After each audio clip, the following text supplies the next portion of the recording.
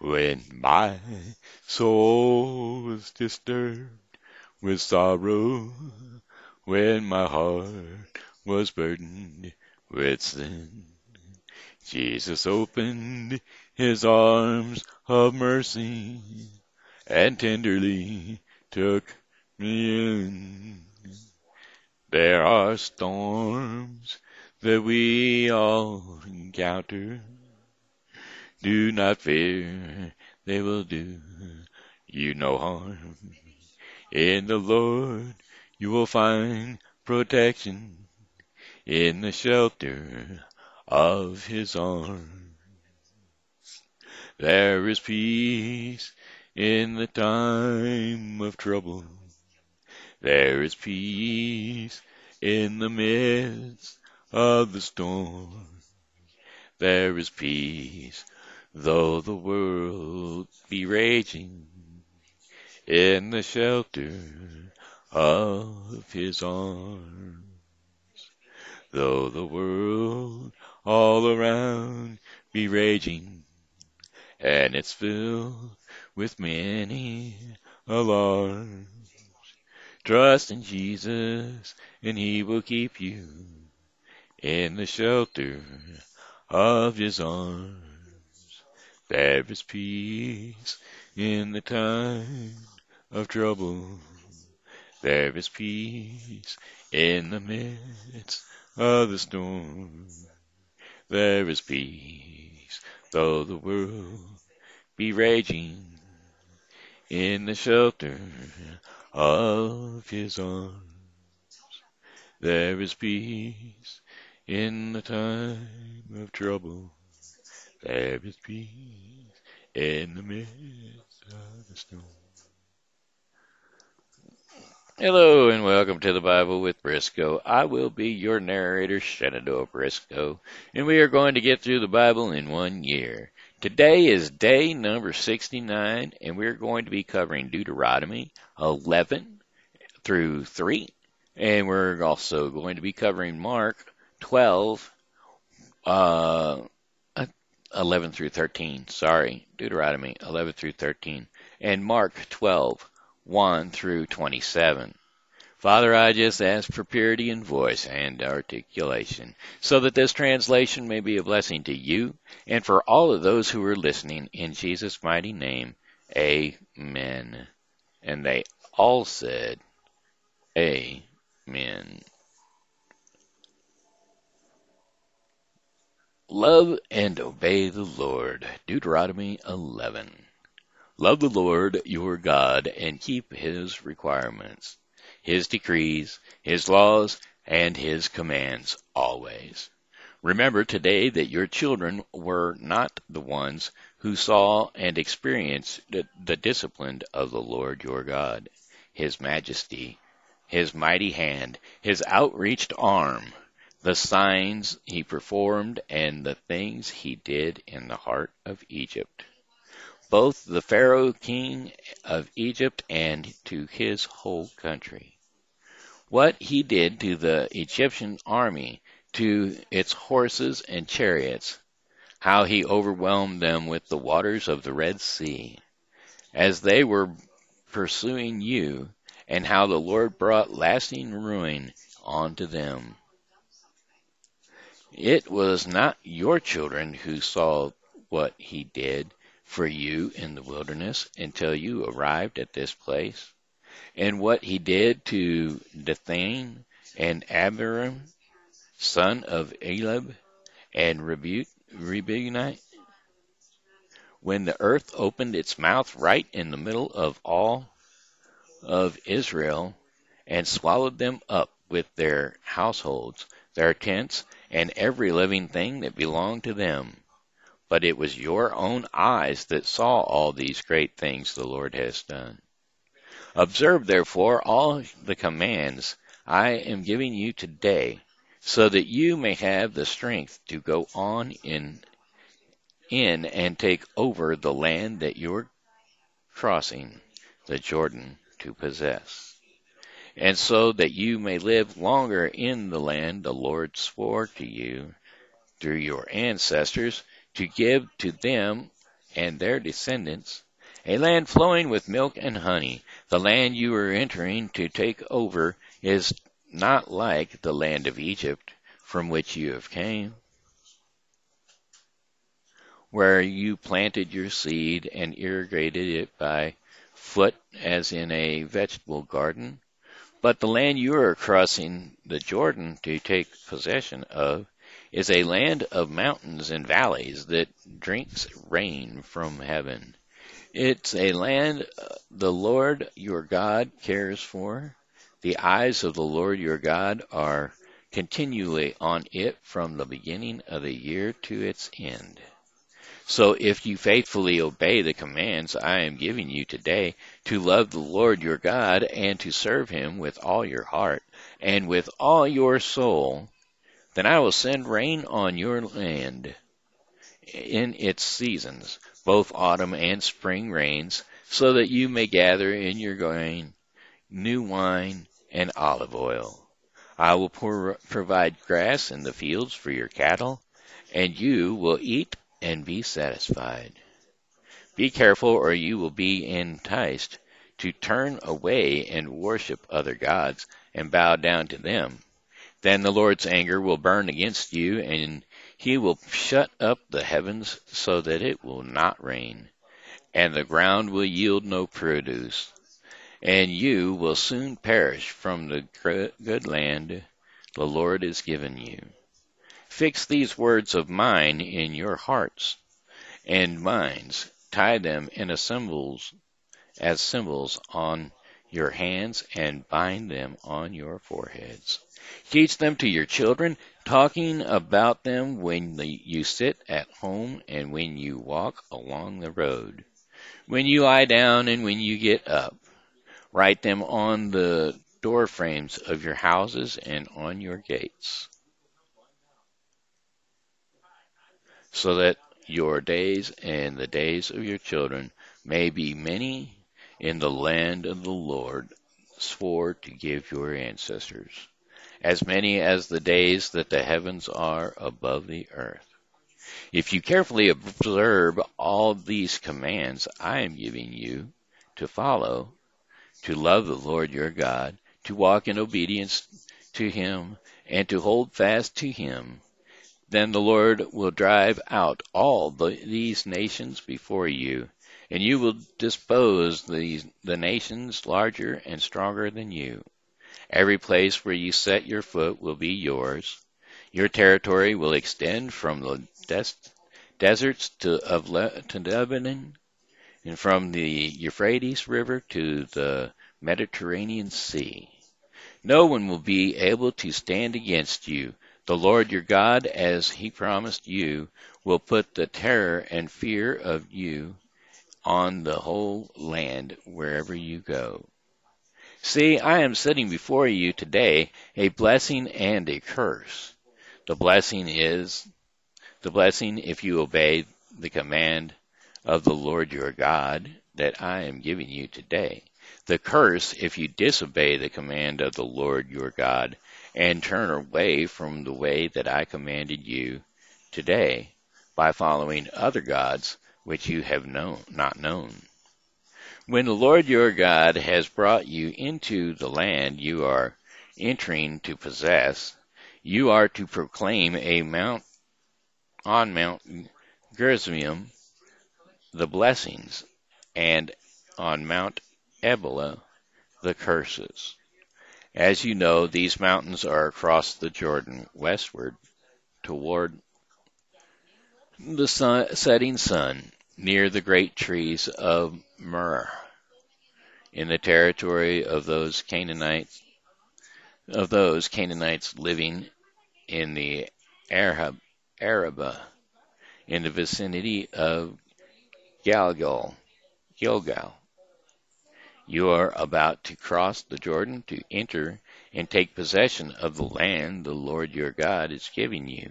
And when you have taken it over and are living there, be sure you obey all the decrees and laws I am setting before you today. The one place of worship. Deuteronomy 12. These are the decrees, the laws you must be careful to follow in the land that the Lord, the God of your ancestors, has given you to possess, as long as you live in the land. Destroy completely all the places on the high mountains, on the hills, and under every spreading tree, where the nations you are dispossessing worshipped their gods.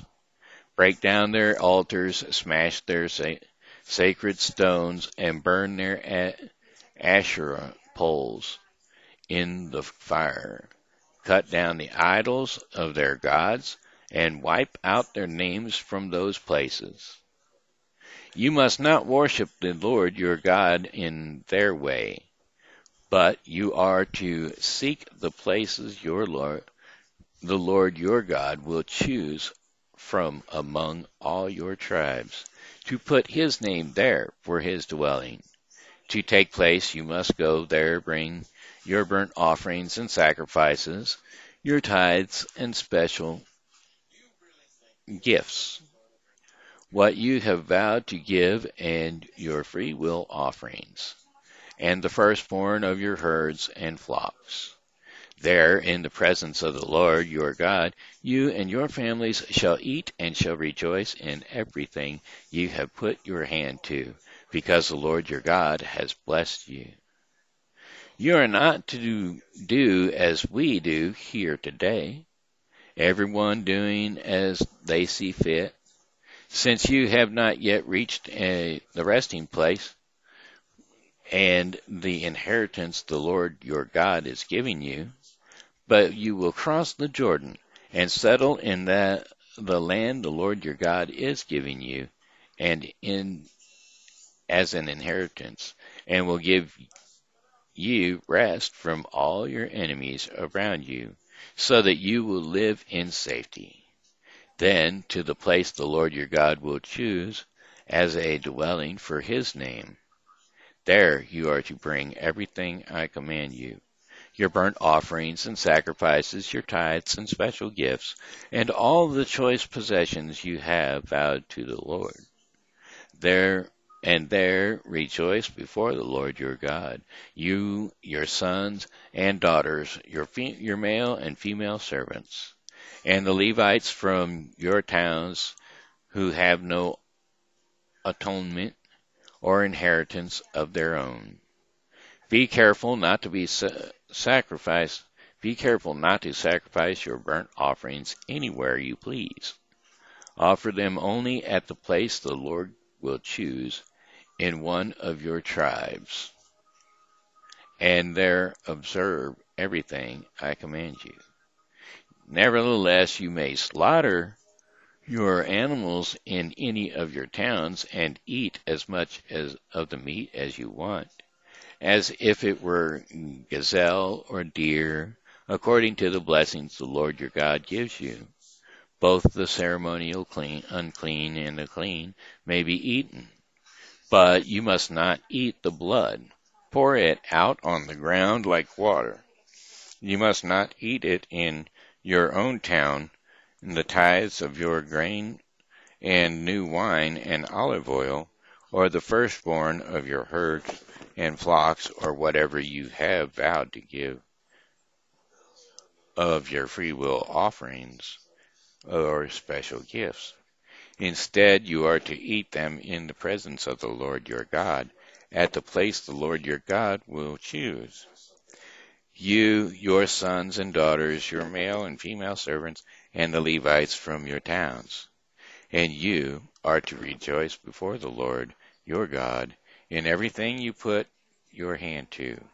Be careful not to neglect the Levites as long as you live in your land.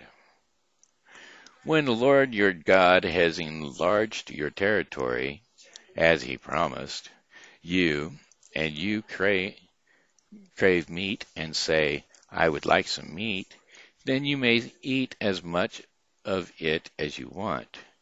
If the place where the Lord your God chooses to put his name is too far away from you, you may slaughter animals from the herds and flocks the Lord has given you, as I have commanded you, and in your own towns you may eat as much of them as you want. Eat them as you would gazelle or deer, both the ceremonially unclean and the clean. Eat, but be sure you do not eat the blood, because the blood is the life, and you must not eat the life with the meat. You must not eat the blood. Pour it out on the ground like water. Do not eat it. Do not eat it so that it may go well with you and your children after you, because you will be doing what is right in the eyes of the Lord. But take your concentrated things,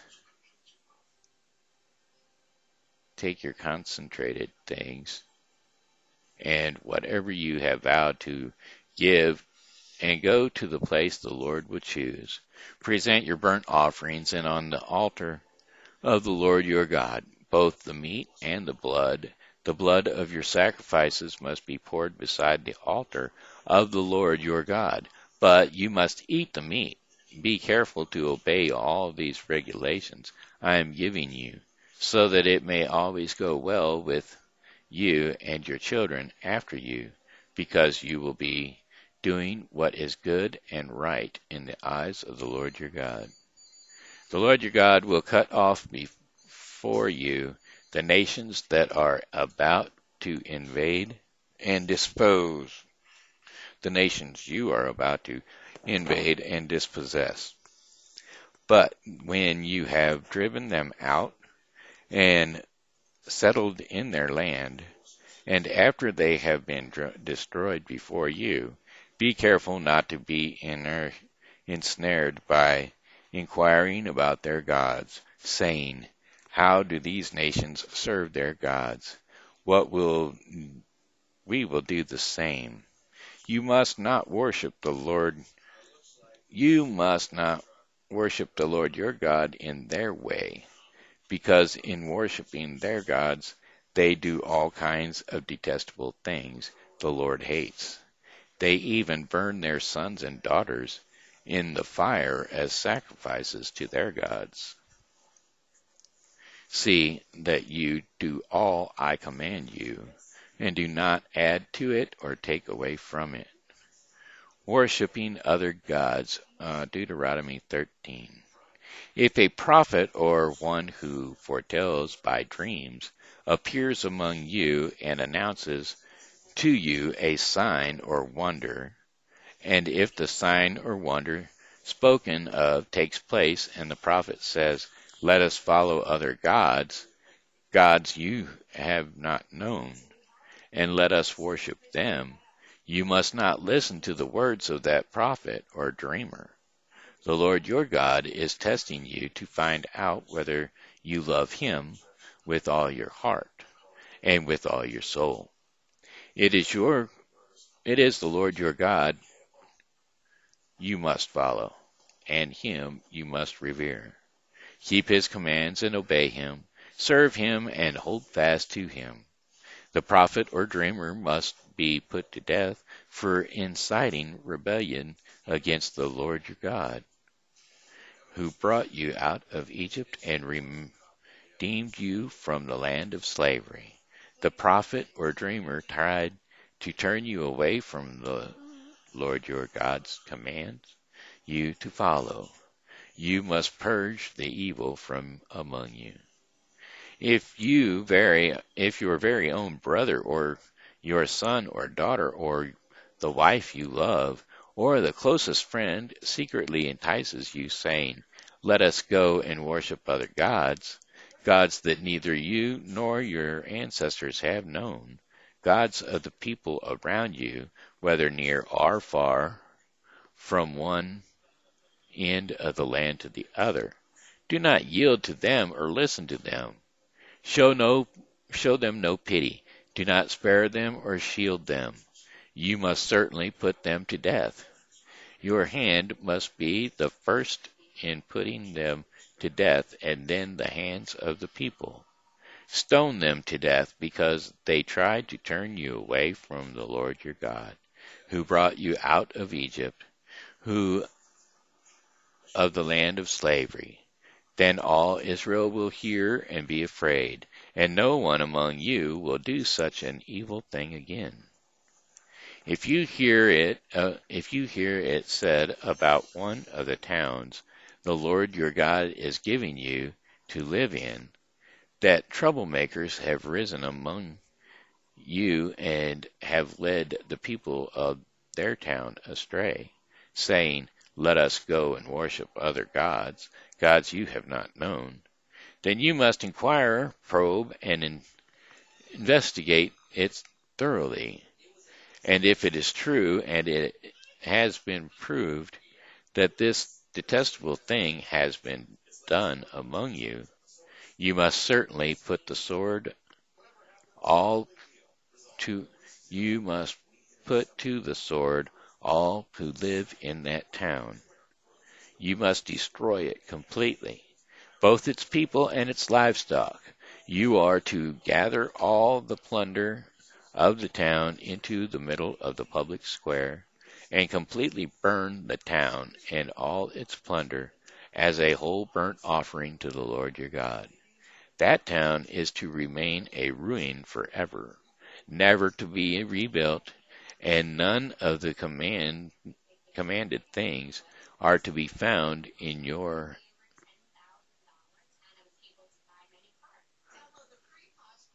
none of the condemned things are to be found in your hands. Then the Lord will turn from his fierce anger and will show you mercy and will have compassion on you. He will increase your numbers as he promised an oath to your ancestors, because you obey the Lord your God by keeping all his commands that I am giving you today, and doing what is right in his eyes. That was Deuteronomy 11 through 13. Now we'll do Mark 12, 1 through 27. The parable of the tenants. Mark 12. Jesus then began to speak to them in parables. A man planted a vineyard. He put a wall around it, dug a pit for the winepress, and built a watchtower. Then he rented the vineyard to some farmers and moved to another place. At harvest time he sent a servant to the tenants to collect from them some of the fruit of the vineyard. But they seized him and beat him and sent him away empty-handed. Then he sent another servant to them. They struck this man on the head and treated him shamefully. He sent still another, and that one they killed. He sent many others. Some of them they beat, others they killed. He had one left to send, a son whom he loved. He sent him last of all, saying, they will respect my son. But the tenants said to one another, this is the heir. Come, let's kill him, and the inheritance will be ours. So they took him and killed him, and threw him out of the vineyard. What then will the owner of the vineyard do? He will come and kill those tenants, and give the vineyards to others. Haven't you read this? Haven't you read these passages of Scripture? The stone the builders rejected has become the cornerstone. The Lord has done this, and it is marvelous in our eyes. Then the chief priests, the teachers of the law, and the elders looked for a way to arrest him, because they knew he had spoken the parable against them. But they were afraid of the crowd, so they left him and went away, paying the imperial tax to Caesar. Later they sent some of the Pharisees and Herodians to Jesus to catch him in his words. They came to him and said, Teacher, we know that you are a man of integrity, You aren't swayed by others because you pay no attention to who they are, but you teach the way of God in accordance with the truth.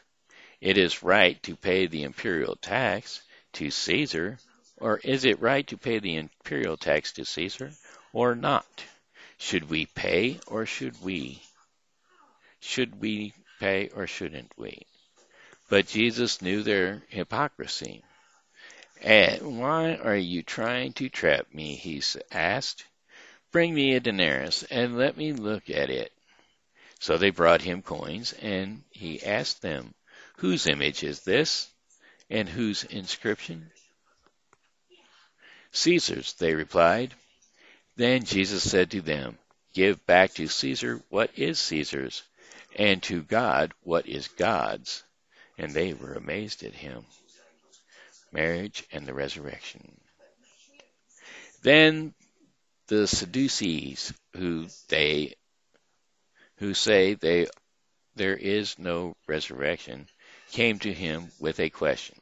Teacher, they said, Moses wrote for us that if a man's brother dies and leaves a wife but no children, the man must marry the widow and raise up offspring for his brother. Now, there were 7 brothers. The first one married and died without leaving any children.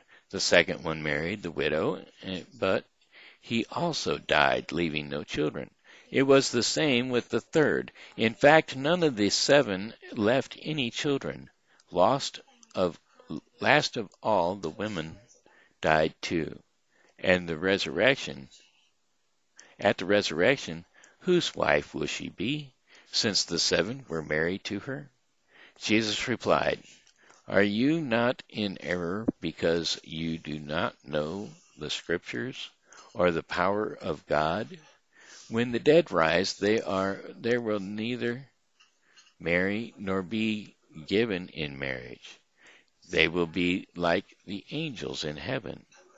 Now, about the dead rising, have you not read in the book of Moses, in the account of the burning bush, how God said to him, I am the God of Abraham, the God of Isaac, and the God of Jacob? He is not the God of the dead, but the living, and you are badly mistaken. That was Mark 12:1 through 27. And so that brings us to the end of the Bible with Briscoe for today. And tomorrow we will be covering Deuteronomy 14 through 16 and Mark 12:28 through 44. And so, Father, I just pray that this was a blessing to you, and I also pray that it was a blessing to everyone who listened. And I also ask that each and every one of you come back tomorrow, and we will continue with the Bible with Briscoe. In Jesus' mighty name, amen. And they all said, Amen.